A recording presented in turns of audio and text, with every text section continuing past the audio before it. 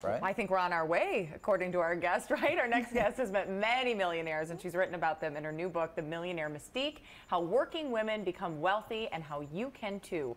Author and Dr. Jude Burke is a former vice president of United Health Group based in Minnetonka. You worked for Honeywell for a long time as well, so you have Minnesota roots. Yes, I do. I was born and raised here and worked at Honeywell in northern Minneapolis for 10 years, and then was one of the people that started the Optum subsidiary many years ago. So a Minnesota smarty pants. There you go. Besides being a smarty pants, what do you need to do to become a millionaire? Well, there are certain work styles that are reinforced, and people become more successful. And there are also foundational career experiences you want people to have. Operations experience is very important, management experience, being really trained as a leader and developing your own authentic leadership style is critical to becoming successful. And then, of course, we all like to be around people that are fun-loving and optimistic, people that see the glass half full.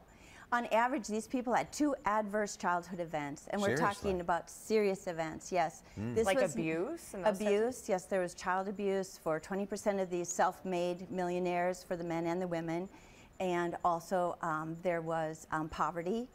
So it isn't this idea that you are just born into a rich family and you go on and you have the silver spoon and you are successful and that's who becomes the millionaire. Definitely not. And that's what I found when I moved from Minneapolis to Paradise Valley, which is a wealthy suburb of Phoenix, that I met all these people, and over a glass of wine or a cup of coffee, they would tell me about the things they had experienced as children. And I was really fascinated how they overcame these issues, and they were very resilient. This is a very resilient group.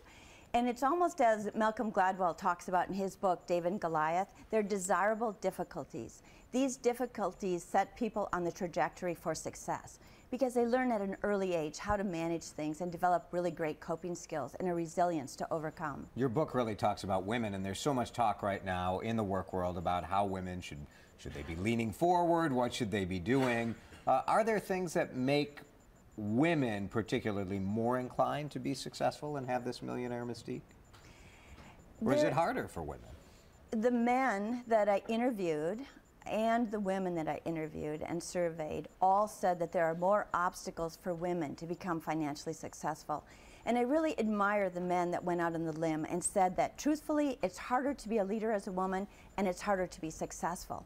And then at the end of each chapter in my book, I give self-assessments so people can evaluate where they are at themselves. There's a chapter on balancing work and family because so many of these people saw failure as part of success. They had many failures.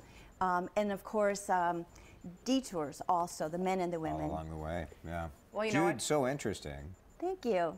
Well, thank you for being with us, too. And what a great day to read the book, The Millionaire Mystique, because I'm not leaving the house in this kind of weather, that's for sure.